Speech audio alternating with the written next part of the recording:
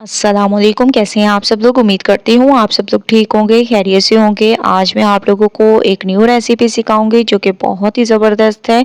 ईद दावत पर आप लोग इस रेसिपी को एंजॉय कर सकते हैं। आज मैं आप लोगों को अलग तरीके से शीर खुरमा बनाना सिखाऊंगी जो कि ईद दावत के लिए मीठे की सबसे स्पेशल रेसिपी है। तो सबसे पहले आप लोगों ने सवैयाँ ले लेनी है। आप लोग देख रहे होंगे बारीक सी सवैयाँ, और इनको अच्छे तरीके से तोड़कर इसमें ऐड कर दें थोड़ा सा ऑयल। ठीक है, और इसको अच्छे तरीके से भून लें जब तक कि इसका थोड़ा सा कलर चेंज ना हो जाए। इस कलर में जब ये हो जाए तो आप लोगों ने इसको एक प्लेट में निकाल कर रख देना है। ठीक है, दूसरी तरफ तकरीबन मैंने 1 लीटर तक फुल फैट मिल्क ले लिया। ठीक है, ये आप लोगों ने डाल देना है और इसमें बॉईल आने देंगे। दूसरी तरफ मैंने जो है पैन में हस्बे जायका आप लोगों ने चीनी ऐड करनी है। मैं हाफ कप तक ऐड कर रही हूँ, आप लोग अपने टेस्ट के हिसाब से डाल सकते हैं। और चीनी को कैरामलाइज कर देंगे और दूध में बॉयल आना शुरू हो चुका है। इसमें कुछ ड्राई फ्रूट डाल देंगे जिसमें नारियल का पाउडर हो गया, इसके अलावा बादाम, पिस्ते, काजू, इन तमाम चीज़ों को कट करके आप लोगों ने डाल देना है और इनको पकने देना है।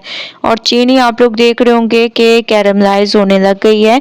बस इसका थोड़ा सा आप लोगों ने कलर को थोड़ा सा डार्क करना है ताकि एक अमेजिंग सा कलर आए, लुक आए और बहुत ही अमेजिंग टेस्ट आए। ठीक है, तो अगर आप लोगों को ये कलर चाहिए तो आप लोगों ने इसमें पानी ऐड कर देना है, लेकिन मैं इसके कलर को थोड़ा सा मज़ीद डार्क करूंगी ताकि एक अमेजिंग सी लुक आए हमारी रेसिपी की।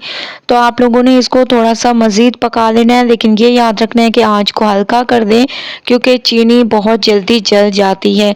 तो मुझे ये कलर चाहिए। अब मैं फ़ौरन से इसमें पानी ऐड कर दूंगी। आप लोग देख रहे होंगे कितना अमेजिंग सा इसमें कलर आ चुका है। ठीक है, थोड़ी देर आप लोगों ने चम्मच को चलाते रहना है और बहुत अच्छे तरीके से इसको ऐसे पका लेना है। ठीक है, जैसे ही आप लोग देखें कि ये बहुत अच्छे तरीके से कैरामलाइज हो गई है चीनी, तो आप लोगों ने इसमें ऐड कर दें दूध में, क्योंकि दूध को भी पकते हुए तकरीबन 15 से 20 मिनट हो चुके हैं। ठीक है, जितनी देर आप लोग पकाएंगे उतनी अमेजिंग आप लोगों की ये रेसिपी तैयार होगी। तो माशाल्लाह से मैंने बहुत अच्छे तरीके से इसको मिक्स किया और आप लोग देख रहे होंगे कितनी अमेजिंग लुक आ रही है। अब हम इसमें ऐड कर देंगे खोया। ठीक है, जिसको मैंने तकरीबन फ्रीज़ करके रखा हुआ है। और जब मैं मीठी कोई भी रेसिपी तैयार करती हूँ उसके लिए मैं खोए को ज़रूर रखती हूँ ताकि ये हमारी रेसिपी को बेस्ट तरीके से तैयार करे। इसके बाद थोड़ी सी आप लोगों ने इसमें खजूरें ऐड कर देनी है, जिनको ऐसे छोटे पीसेस में आप लोगों ने कट कर देना है और इसको भी चम्मच से चला दें और तकरीबन 5 मिनट मज़ीद पकने देते हैं। 5 मिनट मैंने मज़ीद इसको पकने दिया। अब हम इसमें वही सेवइयों को ऐड कर देंगे जिसको हम लोगों ने ऑयल में थोड़ी देर भून लिया था, फ्राई कर दिया था। अब मैं इसमें ऐड कर दूंगी और थोड़ी देर के लिए इसको पकने देंगे। उसके बाद चलेंगे नेक्स्ट स्टेप की तरफ। इसके साथ साथ आप लोगों ने इसमें 2 अदद इलायची भी ऐड कर देनी है ऐसे तोड़कर। ठीक है, देखिए माशाल्लाह कितनी अमेजिंग लुक आ रही है हमारे शीर खोरमे की।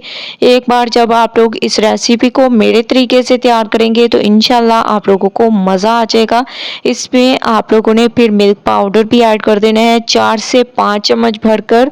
कोई भी अच्छी कंपनी का आप लोग मिल्क पाउडर यूज़ कर सकते हैं। मैं नीडो यूज़ कर रही हूँ, 4 चम्मच मैंने इसमें नीडो के यूज़ कर दिए। नीडो मिल्क पाउडर के आप लोग कोई भी यूज़ कर सकते हैं। अच्छे तरीके से मिक्स करेंगे और इसको पकाएंगे।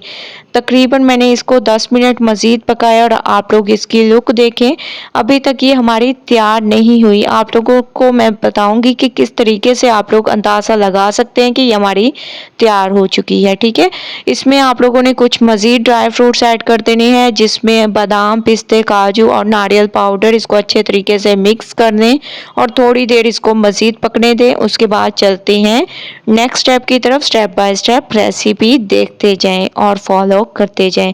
तो माशाल्लाह से आप लोग देख रहे होंगे हमारा शीर खुरमा बिल्कुल तैयार हो चुका है और तैयार होने की निशानी ये है कि ये जो है थोड़ा-थोड़ा गाढ़ा हो जाएगा और उबल के जैसे बाहर निकलते हैं वैसे बिल्कुल भी नहीं आएगा। यही इसकी निशानी है कि ये हमारा तैयार हो चुका है। अब हम फ्लेम को बंद कर देंगे।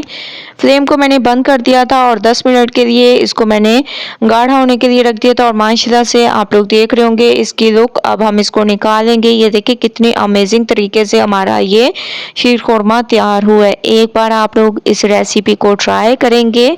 ईद दावत के लिए ये स्पेशल रेसिपी है जो मैं आप लोगों के लिए लेकर आई हूँ। दावत में इस मीठे को आप लोग तैयार करें और सब तारीफ़ें करेंगे आप लोगों की।